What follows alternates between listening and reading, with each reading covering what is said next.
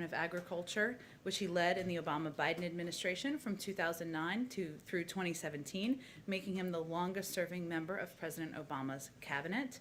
In those years, Secretary Vilsack fought to put Americans back to work by investing in rural infrastructure, renewable energy, and large-scale conservation partnerships. Under his leadership, USDA introduced healthier food choices in school meals to benefit 50 million children and expanded free and reduced price lunches for millions of kids. Prior to his appointment, or nomination and confirmation, I should say, Secretary Vilsack served 2 terms as the governor of Iowa in the Iowa State Senate and as the mayor of Mount Pleasant, Iowa. With that, I will turn it over to the secretary, who will take a few questions once he concludes his remarks.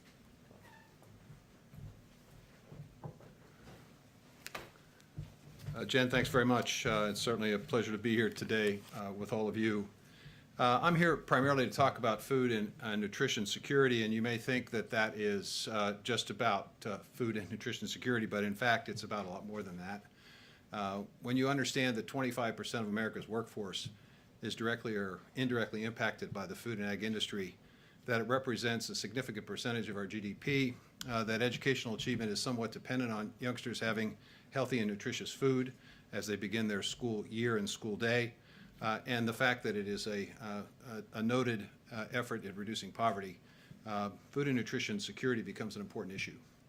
And certainly we've seen the impact of that during the course of the pandemic. When the American Rescue Plan was enacted, hunger in the United States was at 14% of our population, which was an incredibly high number. Today, as a result of the investments under the American Rescue Plan, we now know that hunger has dipped to 8% of America's population. That's a remarkable drop in a 6-month period. It is a result of extending SNAP, as we did in the American Rescue Plan, creating a summer EBT program that will institute opportunities for nearly 30 million children to have access to nutrition during the summer months, increasing our commitment to WIC, and basically making a down payment, if you will, on hunger reduction. We have the opportunity over the course of the next several months, as Congress considers the American Job Plan and the American Family Plan, to cement those results and to actually build upon them. There are 3 key investments for nutrition and food security in the American Families Plan.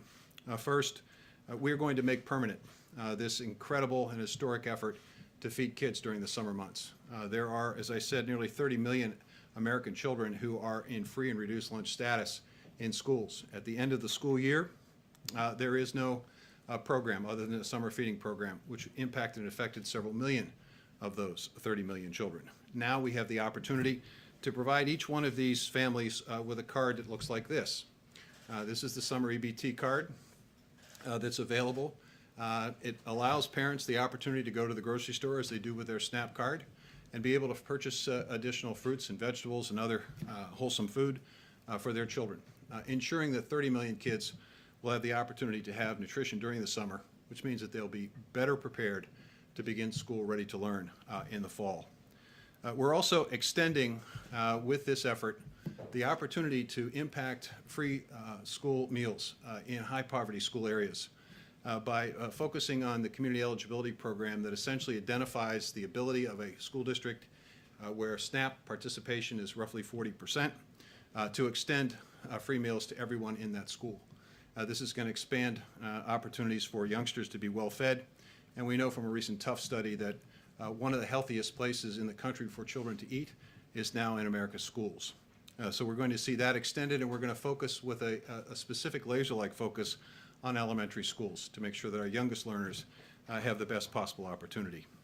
And finally, we're going to invest $1 billion with Congress's help and assistance in trying to figure out strategies that will improve even more than we already have the nutritional value and quality of the meals that youngsters receive in schools.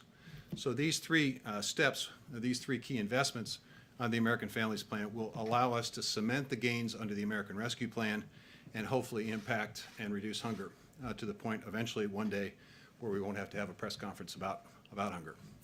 So with that, I'd be happy to take questions. Great. Andrew, you want to take us off? Yeah, Secretary Vilsack, a couple questions. One about the mines that you, the mine project that you had previously blocked and then Trump administration allowed those to open up. Do you have any particular view on whether that should be reopened or not? This is the twin metal copper mine. There's always a very difficult balance to strike in any of these questions. And certainly in this particular one, you're balancing a pristine, incredibly important and valuable natural site, the boundary waters of the Mississippi, tremendously unique area. It's one that the late Walter Mondale felt very strongly about, and I know that from a personal experience with the former vice president. He called me repeatedly on this issue. So you've got that on one hand. On the other hand, you obviously have jobs and economic opportunity. And I think the challenge is to try to see if you can strike a balance. And that's what we attempted to do in the previous administration, and I don't see any reason why we should change that calculation, trying to find the balance between preserving a pristine area and at the same time looking for ways in which job growth, economic growth can take place in rural areas. And that's what we're going to attempt to do. There are no final decisions being made on this. This is obviously something we also have to do in conjunction with the Department of Interior. They have a stake in this issue as well. Alex, I just want to get to a bunch of people and he has limited time, so go ahead, Alex. Sure. One way of increasing SNAP benefits is by reforming the Thrifty Food Plan. And I know that that is under review right now. Can you talk a little bit about what that review entails and when we should expect results and how the reforms would be implemented if the program is approved? It's a complicated question and one that hasn't been reviewed in detail for quite some time. And we expect and anticipate during the course of the summer months that we will complete our review and then have an opportunity perhaps to have a conversation about this in the fall. And this will be appropriately timed because, as you know, the American Rescue Plan called for an extension of the increase in SNAP over the course of the summer months until the end of September. So it's timely for us to look at this. I'd simply say that the principles that we're operating under in this area are, number one, the benefit has to be meaningful to American families. With the American Rescue Plan, we saw an additional $100 a month for a family of four being added to the groceries, to their grocery purchases. It also impacts jobs, as I said before. That SNAP benefit increased and supported tens of thousands of jobs in grocery stores and across the food chain. It also has to be conveniently available. It's one of the reasons why, again, the American Rescue Plan has provided opportunities for us to look at online purchasing, make it more convenient. It has to be operated with integrity, obviously. And it has to be, we have to look for ways in which we can incent and encourage those dollars to be used in the best way possible to provide the most nutritious benefit to American families. And that's the goal, and that's what we'll look at when we look at the Thrifty Food Plan. Alex? Secretary, a group of Midwestern farmers last week sued over the COVID loan forgiveness program, arguing that it's unfair to them because they're white. Your reaction to that lawsuit, and do you stand by the program's structure? It's a great question. I appreciate it. I think I have to take you back 20, 30 years when we know for a fact that socially disadvantaged producers were discriminated against by the United States Department of Agriculture. We know this. We have reimbursed people in the past for those acts of discrimination, but we've never absolutely dealt with the cumulative effect. And by cumulative effect, I mean this. When I have the full advantage of all the USDA programs throughout the last 30 years, my operation could grow. I could invest in more land. I could get the latest and best technology. I could plant my crop at just the right time. I could make more money. If I had limited access or no access to USDA programs, obviously my operation significantly limited. So the American Rescue Plan's effort is to begin addressing the cumulative effect of that discrimination in terms of socially disadvantaged producers. Secondly, when you look at the COVID relief packages that had been passed and distributed by USDA prior to the American Rescue Plan, and you take a look at who disproportionately received the benefits of those COVID payments, it's pretty clear that white farmers did pretty well under that program because of the way it was structured. It's structured on size and structured on production. So I think there is a very legitimate reason for doing what we are doing. I think it has to be complemented with additional steps, which the American Rescue Plan provides, an equity commission to take a look at whether or not there are systemic barriers that need to be removed at the department, and also taking a look at how we might be able to create better technical assistance, better access to land, better access to markets for socially disadvantaged producers and for local and regional food production. So we're going to continue to proceed forward. Understand that litigation is going to be what it is, and we'll obviously have the Department of Justice and others do what they do. But in the meantime, the U.S. Department of Agriculture is going to move forward with that effort. Thank you, Secretary Vilsack. You've just outlined the plans for the ARP funds through the fall to deal with some of the issues around hunger. How long do you anticipate those funds will last, particularly given that next year's school year will be unique, coming off of a year where most schools have been closed for the better part of a year?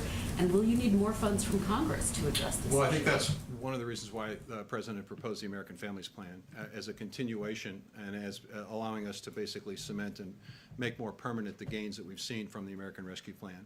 In the meantime, we have worked with schools, understanding that they're faced with a lot of uncertainty about the upcoming school year. And so we have already decided that we have available resources to be able to provide for universal free lunch for schools throughout the 21-22 school year. And that will extend, I think, until the end of June 2022. With the passage of the American Families Plan, we would then have the summer EBT program to provide additional support and help. And that would give us, I think, enough lead time for school districts to be able to adjust back to what the new normal will be. In the meantime, we'll be looking at hopefully the use of the pilot under the American Families Plan to see if there are ways in which we can incent additional nutritional value for those meals, and we'll be using, hopefully with the passage of the American Families Plan, a more targeted effort in high poverty schools, elementary schools, to expand universal free meals. Okay, and the last one. On this idea of a carbon bank, since you've been on the job, what is the feedback that you've gotten from farmers, and is this something that you think needs congressional approval? You know, I was at a meeting yesterday with the Environmental Protection Agency administrator, Michael Regan. He did a terrific job. We had probably 25 farmers. I was very pleased with the level of support and interest that the farm community has for ways in which they can be engaged in this effort to reduce emissions and to be engaged in this climate effort. We had multiple questions about this in terms of how can we do this? Not we're against it or we're opposed to it or we don't think it should happen. It was how can we do this? How can we be part of this? Because farmers understand something very, very fundamental about this. This is the opportunity of a lifetime for us to create additional revenue opportunities for farmers. Now, why is that important? Because today, 89.6% of American farms, the majority of income does not come from the farm for those farm families. That means they have to have an off-farm income. So it's the Department of Agriculture's job to find more, better, and new markets. Climate provides that opportunity. Whether it's a fund, or whether it's conservation resources, whether it's investments in technology that will allow them to capture methane and reuse it, or whether it's creating new opportunities for bioprocessing and new jobs in rural places, all of that has to be done. And I think the USDA has enormous capacity, an enormous set of tools that can be used to provide the resources to work with the farm community to embrace this future. And I think they are in agreement with President Biden when he says the net goal here is net zero emissions by 2050. I think that's doable, and I think in doing it, I think we'll improve income opportunities for farmers. We'll certainly do right by the environment, and I think we'll also have healthier and better soil and cleaner water. Would it need congressional approval, a carbon bank? Well, it needs congressional approval in the sense that you have resources in all of these programs that require funding. We have a lot of flexibility already at USDA, and we're going to be utilizing that flexibility in a way that creates more new and better markets. And I think farmers are going to find that to be they're going to be very agreeable with that. Thank you, Thank you. Secretary Vilsack. Thank you, And as always, if you all have follow-up questions, we are happy to connect you with this team following the briefing. Thank you, and we'll love to have you back. Thank you so much. I'll just note my first campaign was for the Secretary's gubernatorial race in 2002, so full circle. Couple of items, additional items for all of you at the top. This afternoon, President Biden, as you know, will deliver remarks on the American Rescue Plan's Restaurant Revitalization Fund, the administration's program to provide relief to restaurants, bars, food trucks, and other food and drink establishments. As we all know, restaurants were some of the first and worst hit businesses in the pandemic. The Restaurant Revitalization Fund provides $28.6 billion in direct relief to restaurants and food and beverage establishments, and prioritizes those that are women-owned, veteran-owned, and owned by other socially and economically disadvantaged individuals by only funding applications from these businesses for the first 21 days of the program. Then it expands beyond there. Earlier today, the president also visited one local restaurant that was a beneficiary of relief funding through the Revitalization Fund's pilot program. Taqueria Gemelas, I'm going to butcher that, and I apologize. I want to go there and have some tacos. Is owned in part by Mexican immigrants, and during the pandemic went from 55 employees to just 7. So clearly in great need. These funds will allow business owners to complete delayed projects, rehire and raise the wages of their staff, pay their rent, and operate with confidence again. Applications for the program opens up on Monday, and in just the first 2 days of the program, 186,200 restaurants, bars, and other eligible businesses in all 50 states, Washington, D.C., and 5 U.S. territories applied for relief. 97,600 applications came from restaurants, bars, and other eligible businesses owned and controlled by women, veterans, socially and economically disadvantaged individuals, or some combination of the three. 61,700 applications came from businesses with under $500,000 in annual pre-pandemic revenue, representing some of the smallest restaurants and bars and businesses in America. We look forward to implementing that program. With that, I think we can go, Alex, to you. Questions? So the CDC summer camp guidance is very strict, as Dr. Fauci acknowledged today. It requires even adults who have been vaccinated to wear masks outside at all times. It requires children to be socially distanced. Can you explain why that contradicts the administration's guidance that vaccinated adults don't have to wear masks outside? And also, Dr. Fauci suggested that it may change as the science becomes clearer. But is the administration at all concerned that there won't be compliance with something this strict, and there won't be compliance if it continuously changes? Sure. Well, first, I think everyone can expect that the guidance will continue to be updated and will continue to change. And I think as a parent myself of kids going to summer school, summer camp, don't tell them I said that, I would welcome that. And there's no question what the CDC is trying to do is provide guidance to the American public, to parents, to families that they can trust, that they know is reliable, based on medical experts, doctors, based on data on how they can feel safe. The guidance that was rolled out last week does not convey that when you're outside in a crowd, you should not wear a mask. If you are outside and you're not in a crowd, and you're vaccinated, you don't need to wear a mask. And obviously, there is nuance in all of these applications, and people are still learning how to apply it. But as kids are dropping off, as parents, I should say, are dropping off their kids at summer camp, as there are tons of kids, tons of parents, counselors, that certainly wouldn't be someone alone. But I think what Dr. Fauci was conveying, Alex, is that the data, they're going to continue to look at the data, and they want to put out updated guidance as they feel comfortable and confident in what they can provide to the American public. Sure. And there's a new evaluation of the American Families Plan out by the Penn-Wharton budget model, and they found actually that the plan would increase the deficit and fail to grow the economy as much as President Biden has claimed. And so is there risk in the long term that the president might not be able to fully deliver on what he's promised economically? Well, first, let me say we strongly disagree with the analysis, as do other independent experts. According to an analysis out this week from Moody's, GDP in 2030 will be more than $700 billion higher than it would be without the Jobs Plan and the Families Plan.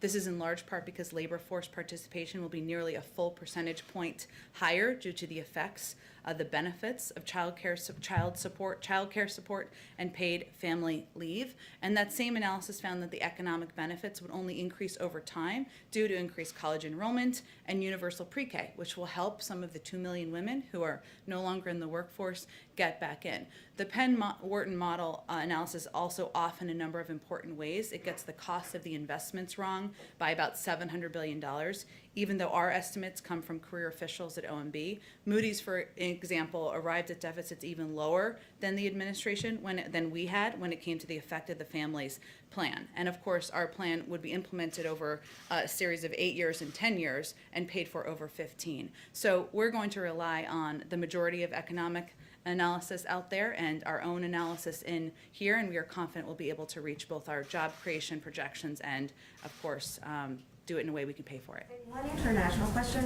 Israeli Prime Minister Benjamin Netanyahu missed the deadline to put together a coalition government yesterday, or a new governing coalition. Is the president monitoring the situation, and does the administration have any sort of response or perspective on the possibility of a new coalition government there? Well, we do read all of your news coverage, but we are not going to comment publicly on government formation while that process is underway. Go ahead, Andrew. Okay, so a couple follow-ups on Vilsack's answer, Secretary Vilsack's answer on the twin metals thing. Is that a decision that you think will be coming at any point soon, or is that just sort of carved out?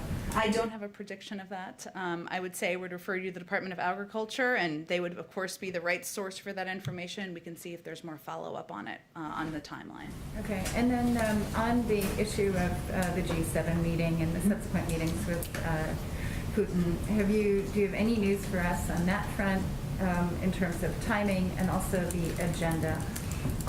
Not quite yet. As soon as we have details or any confirmed details of timing, location, date, participation, we will of course share that with you, and I would expect we wouldn't have more specifics on an agenda if and when we have it confirmed until much closer. And then just one more on my favorite topic of the WTO. Oh, I don't know which one it is. Okay. TRIPS waiver. So this morning there was a meeting of the WTO. Catherine Tai made some comments during an FT session talking about, time being of the essence, really sort of underscoring. There are multiple reports out also about kind of a division within the administration on this waiver issue. Can you just really walk us through what your perspective is on this and why? So that there's so many people in institutions and organizations now really putting pressure on President Biden to back this waiver. Well, I think it's important first to just take a step back and remind everyone that the president spoke about his support for this type of a waiver back during the campaign. But we are running a process. We have been running a process in the administration that includes all stakeholders in the administration. And he is somebody who has welcomed people of different views. He wants to know the details. He's a details guy, and he wants to dig into the pros and cons and all of the considerations for any decision. As we look at this decision, what we're really talking about, I know you know this, Andrea, but for others, we're really talking about the U.S. position as it relates to the WTO process, right? And that process will take a series of months and requires a unanimous point of view to move forward. So what the consideration now is the U.S. position. Our objective overall, as we look at this decision, is how can we provide as much supply in the most cost-effective way to the global community? And clearly there are steps we've announced, we're in the process of taking. Providing 60 million doses to the global community once we have that available that are AstraZeneca doses. Earlier this week, Pfizer announced they'll also be sending doses or manufacturing doses for the global community. And we're going to continue to work with our partners. I expect we'll have more. Now that the WTO meetings are underway, we'll have more to say very soon on this. Are you concerned about setting a precedent that could be, so even if India and South Africa narrow the proposal, which is apparently something that's going on, and maybe you could confirm that is your understanding. Even if that proposal is narrowed, are you concerned that you're going to be setting a precedent that could harm U.S. companies in the future? Which is what, we hear from U.S. industry. Well, clearly as these decisions are made, we take intellectual property incredibly seriously. And we also, though, are in the midst of a historic global pandemic, which requires a range of creative solutions, and we're looking at it through that prism. I'm sorry, Jen, I just want to be very clear. It sounds like you're pushing us or leaning toward some kind of a waiver of some kind. I'm not trying to give you an indication. That obviously would be an announcement or a decision that would be recommended by the USTR, and a decision I would expect that would be made by the USTR. But what I'm trying to give you an understanding of, which I think was your question, is what the considerations are in the thinking and I decision. think a decision will be made. Soon. Go ahead. I have questions on a couple of different topics. The first is on the debt limit. Is the White House concerned about being able to avoid a government shutdown and raising the debt limit, considering the Treasury is unsure how long it can use the extraordinary measures it has? And what's the White House's strategy for pressuring Congress to agree to raise or suspend the debt limit, or are you leaving that to Treasury to figure out? Well, first, I will say that on the issue at hand, raising or suspending the debt ceiling does not authorize new spending. Sometimes, I'm not saying you're confused about that. Some people sometimes are. It merely allows Treasury to meet obligations that Congress has already approved. So certainly they would be in the lead, as they have historically been in most administrations, on making that case. We expect Congress to act in a timely manner to raise or suspend the debt ceiling, as they did 3 times on a broad bipartisan basis during the last administration, including the same year that the former president signed into law tax cuts that added $2 trillion to the deficit. So we certainly expect they will move forward, that this is something that has been done on a bipartisan basis. Democrats and Republicans have called for it in the past, and that's what we'll be advocating for. Senate Minority Leader Mitch McConnell said this morning, when asked about kind of the issues within his own party, that, quote, 100% of my focus is on stopping this new administration. And he touted kind of the unity within his caucus, from Susan Collins to Ted Cruz. Are you concerned that it will be difficult to work with Republicans when you have these kinds of statements coming from their leader?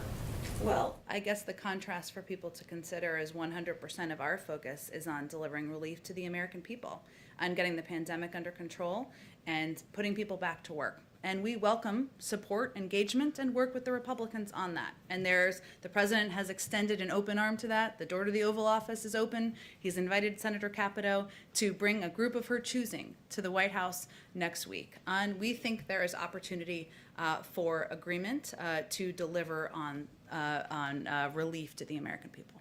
One quick question.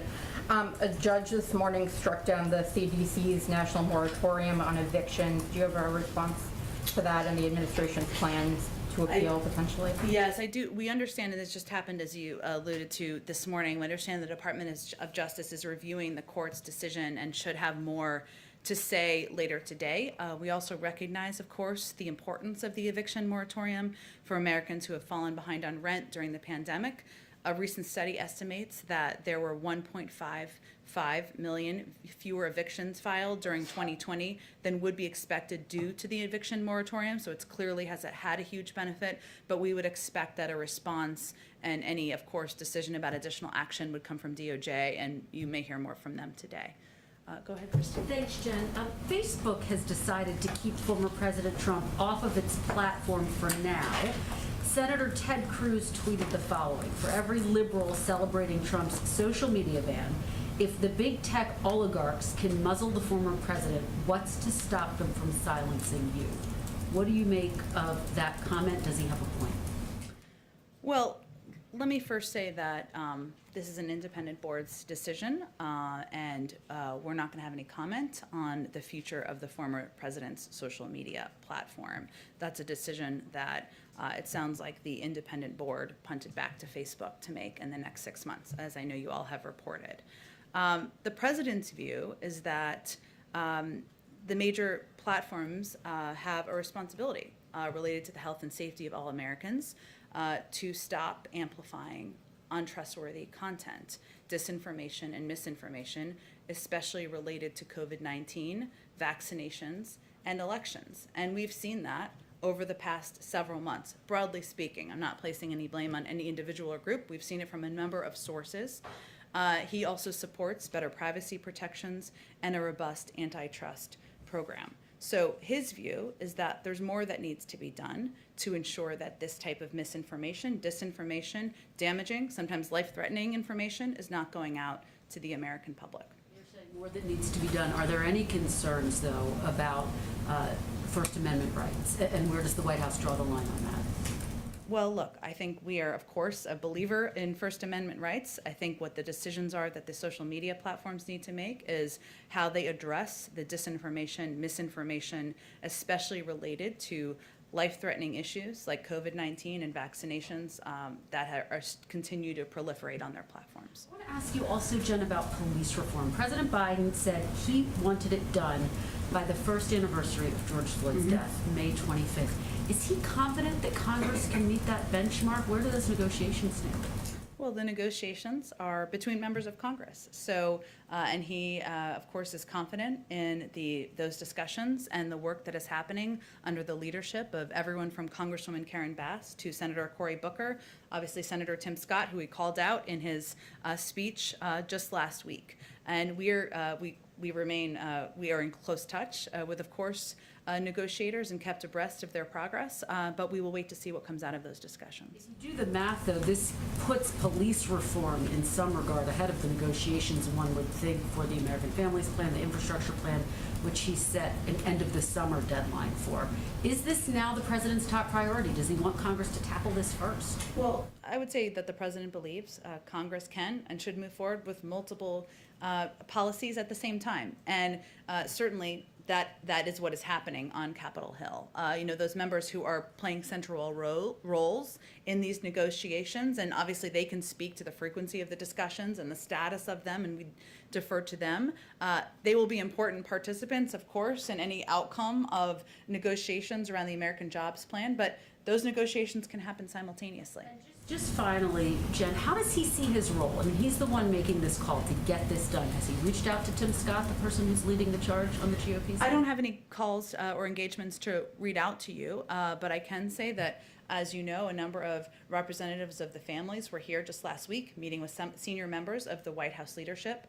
The president has talked about how it's long overdue to put in place police reform measures that will help rebuild trust in our communities. He used his joint session speech, the highest profile moment in a president's first year, to talk about that and make the case. And but the negotiations are happening between members of Congress. He feels that's the appropriate place for them to be, and we will continue to use opportunities to call for this moving forward. Go ahead, Kristen. Kristen, I got confused. Caitlin, there's a lot of K's. It's a Wednesday. Go ahead, Caitlin. All right. Kristen and I also have been dressing a lot lately, so it's fine. Kristen has a very good mask on today. This Kristen, both of your masks. Go ahead. Okay. My question is on these restaurant funds. Yes. When will they start being awarded, and does the president envision having to ask Congress for more money for this? Well, on the second piece, the first awards as part of the pilot program will be funded Friday. So we're For this program, not the pilot, the actual part of it, not the pilot. those who applied this week can expect up to 14 days on average from submission to funding. So it'll be a very rapid turnaround. Okay, and does he envision asking Congress for more money for this? When Congress comes back, we are happy to discuss the best ways to further support small businesses, including restaurants hurt by the crisis. So he's certainly open to that. And as I noted, there has already been a large interest in this program, and there are great needs across the country from these small businesses, from these restaurants that are in communities across the country. So we're happy to have a conversation with Congress about that. Okay, and my question on the patents, you were talking about how the president last summer expressed his favor for waiving these so countries would be able to mass produce these vaccines once they're ready. Of course, that was when they were not ready yet last summer. Yeah. So just to be clear, is that still his position?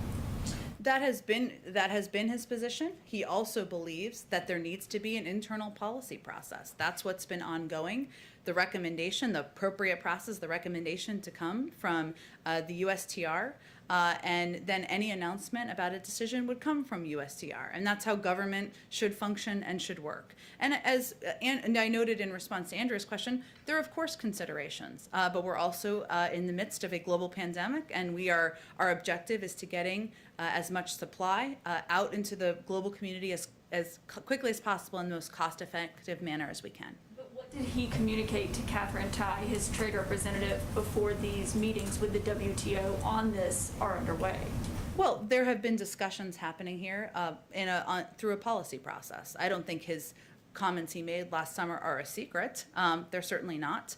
But again, he's a believer that you need to have all parties at the table, everyone providing information, hearing details, pros and cons of every decision. And that's exactly what he asked for from his policy teams. So given what he's heard from the policy teams, from the health experts, people like Dr. Fauci have weighed in publicly about whether this would be helpful in making vaccines right now, or if that would be further down the road. But is his position still what he said last summer, which is absolutely positively he will ensure there are no patents standing in the way of other countries and companies mass producing these life-saving vaccines? That has been his position, but he is the President of the United States who believes in the advice, the counsel, the considerations of his policy teams, and that has been the process that's been ongoing over the last several weeks, and I expect we'll have more to say quite soon. It's also important to note, just in response to one of the things you said, that this is about the U.S. position. There would be an entire process at the WTO that would likely be months in the making. And that's just how the process works. So there's also a consideration leading up to that. Okay, thank you. Okay, go ahead. Thank you, Jen. Yesterday, you said that the CDC engaged with around 50 stakeholders when coming up with these guidelines for reopening schools. So in addition to the teachers union, the American Federation of Teachers, who are these other roughly 50 stakeholders? Well, let me give you, I'm not going to read all 50, and I'm happy to send them to you after. But just as an example, while I find this lengthy list, they include the YMCA, they include the Council of Chief State School Officers, the National Association of School Nurses, the National Governors Association, Big Cities Health Coalition, Autism Speaks, Council of Great City Schools. So there's a range of organizations, and as we were talking about yesterday, the objective is to have a better understanding of implementation, how it would work, and ensure that these guidelines can be implemented and they would not provide harm to the communities that they would be impacting. But can you just explain maybe just a little bit more, why the CDC needs all of this input from so many outside entities? Why can't it just come up with these science-based guidelines on its own? Well, they do so to ensure that the recommendations are feasible to implement and that they adequately address the safety and well-being of individuals the guidance is aimed to protect. And that type of consultation is pretty standard as a part of their consideration processes. One other topic. Sure. Right now, there is a huge Chinese rocket in outer space that's going to be crashing down to Earth, likely on Saturday, and nobody knows exactly where. It'll likely be in an ocean, but it could, or pieces of it could, come down over a populated area, and this isn't the first time that China has knowingly allowed something like this to happen. So does the White House condemn this kind of repeated reckless behavior from China's space program? Well, let me first say that U.S. Space Command is aware of and tracking the location of the Chinese Long March 5B in space. And obviously the Space Command would have more specifics on that tracking and additional details. The United States is committed to addressing the risks of growing congestion due to space debris and growing activity in space. And we want to work with the international community to promote leadership in responsible space behaviors. It's in the shared interests of all nations to act responsibly in space to ensure the safety, stability, security, and long-term sustainability of outer space activities. So cooperation is a hallmark of our approach. We're going to work with our international partners on that, and certainly addressing this is something we'll do through those channels. And just a quick follow-up. If this rocket does cause some serious damages here on Earth, would the White House enforce China paying some sort of compensation as required by the UN Space Liability Convention? Well, again, I think we'd of course refer to the advice and guidance from U.S. Space Command and Department of Defense and others, but we're not at this point We are certainly tracking its location through U.S. Space Command, and hopefully that's not the outcome that we are working through. Okay, go ahead, Eli. Thanks, Jen. I'm just interested if you have any response to some of the moves made this week by a few Republican governors to get rid of, protections that were in place for people, public benefits, also public health restrictions, basically sending the message that the pandemic is over and sort of criticizing Washington, the CDC, the bureaucrats, as Ron DeSantis put it, for telling people they still need to wear masks indoors, those sorts of things, saying that the vaccines have worked. How are you trying to thread that needle by celebrating the progress of all the people who have been vaccinated and keeping these things in place, and also trying to keep people from viewing this through a political lens? Any outreach to any of these Republican state officials about the message they're sending, and any response to them from the podium? Sure. Well, first, we not only do a governor's call every single week with governors from across the country, from red states and blue states, to talk about implementation, any changes we're making to allocations, as we talked about just yesterday. But we also have regular engagement with governors and local officials about where the public health guidance is going, questions they have, and even sometimes challenges they have in their communities. Our position from the federal government continues to be that the public health guidelines are in place to keep people safe, not just governors and leaders of states, of course, but people in communities, families, kids, people who are in vulnerable populations, and that we'll continue to communicate that from the federal level, even as governors are pulling back their implementation in some places where it might be premature. The president yesterday was talking about transitioning from the mass vaccination centers largely in urban and suburban areas and trying to really be more deliberate, proactive about getting the vaccine to people in outlying areas, rural areas. Is there any concern about having enough vaccinators to reach people in those areas? Will this mostly be run through local pharmacies, or is there going to be a similar effort to authorize different people in sort of medical fields to be able to administer vaccines? Well, we did take that step some time ago to expand the type of individuals who are qualified to be vaccinators, because early on we recognized that it wasn't just about supply, it was also about locations, and obviously, as you alluded to, we've made some changes and adjustments, but also about vaccinators and ensuring that a larger group of individuals, dentists, veterinarians, others, could also be eligible to do the vaccine and get it into people's arms, because we want to ensure that in a range of communities across the country, there's a range of options for people who can do exactly that.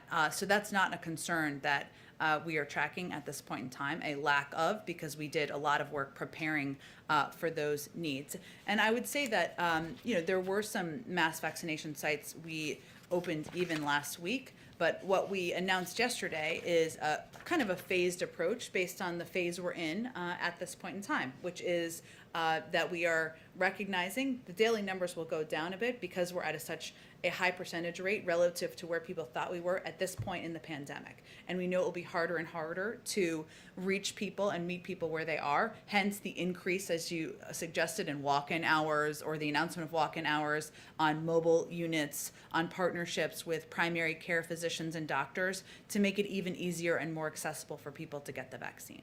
Just one more on tomorrow on the trip to Louisiana. So far, the president has mostly traveled to states that are, competitive swing states. Louisiana is obviously a red state, but has been impacted by COVID. Except for Texas and Ohio. Well, okay.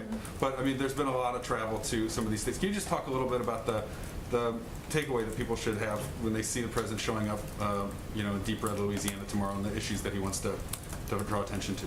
Sure. Well, first, the president, when he was elected, knew from day one he was going to govern for all Americans, and that was going to be his objective. And so even if it's for people who didn't vote for him, for states who didn't vote for him, his focus is on delivering for them. So tomorrow he'll make 2 stops in Louisiana.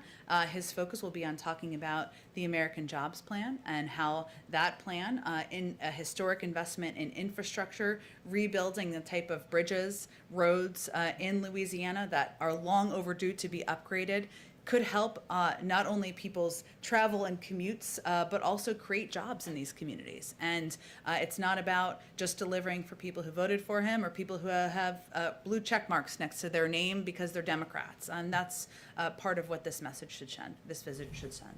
Go ahead, Hans. I get that you sort of prefer the Moody's model over the Penn Wharton. I'm just curious if the White House is going to accept whatever CBO and JCT scores the president's proposals at. Well, I think our issue with the Penn Wharton model was the data it was based on and that it was off. And so we'll have to look at what the data that any future analysis is based on, and then we'll give an assessment. Okay, so even official, you're not embracing whatever the official assessment will be from CBO and JCT? Well, Hans, there is no assessment at this point in time. Our assumption is that they would be abiding by accurate data, so we'll look forward to seeing those assessments. And when do you expect those assumptions and data to come in? I don't have a prediction of that. Suggest you ask them. Go ahead, Alex. Does President Biden agree with Governor Whitmer's decision on the oil and gas pipeline? She's citing essentially water quality issues. It's really angered Canada. Does President Biden agree with that decision?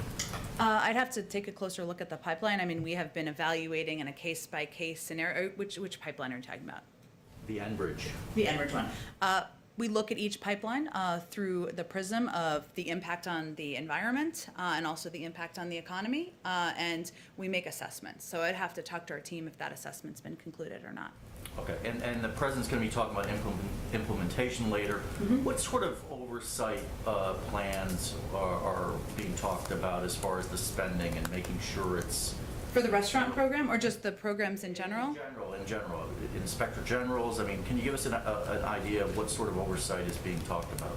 Well, first, the president came into this job having served as the person overseeing the implementation of the American Rescue and Recovery, the ARRA, back in the early days of the Obama-Biden administration. He takes waste, fraud, and abuse incredibly seriously, and we have put in place changes and reforms to programs at SBA and other programs that have been implemented where we've seen incidents of that in the past.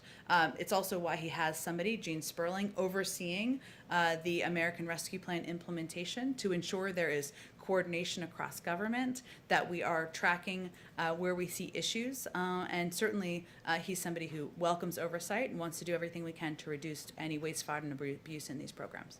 And just finally, I wonder if the president or anyone else in the administration spoke with the Treasury Secretary yesterday, given some of her remarks that she then sought to clarify. Well, the secretary herself addressed her remarks later in the afternoon, so I'm not aware of any calls yesterday. She will be here in the briefing room, and they'll have their regular economic briefing on Friday.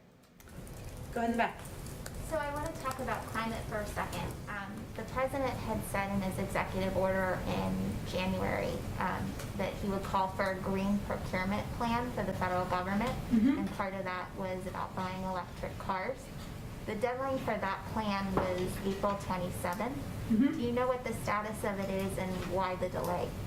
I don't have an update on the status. It is something, as you noted, he talked about early administration. He is absolutely committed to, but I'm happy to check with our team and see where our report on that lives. And I also want to ask, does the Biden administration have a timeline at this point for issuing pardons and commutations?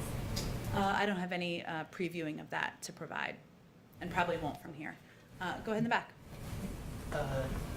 Yes, is the Los Angeles Mayor Eric Garcetti under active consideration to be the ambassador to India or any other country? I don't have any personnel announcements or assessments to make here from the podium, but hopefully we'll have some more formal announcements on ambassadors soon. And the Tokyo Olympics are 12 weeks out. At what point does the president need to make a decision about his attendance? His attendance? And what factors are delaying the announcement? Well, I think the president and his team assess any invitation as it comes in, but 12 weeks is some period of time. I don't have any updates or predictions on whether or not he'll travel or accept the invitation made to attend the Olympics. Go ahead. Thanks, Jen.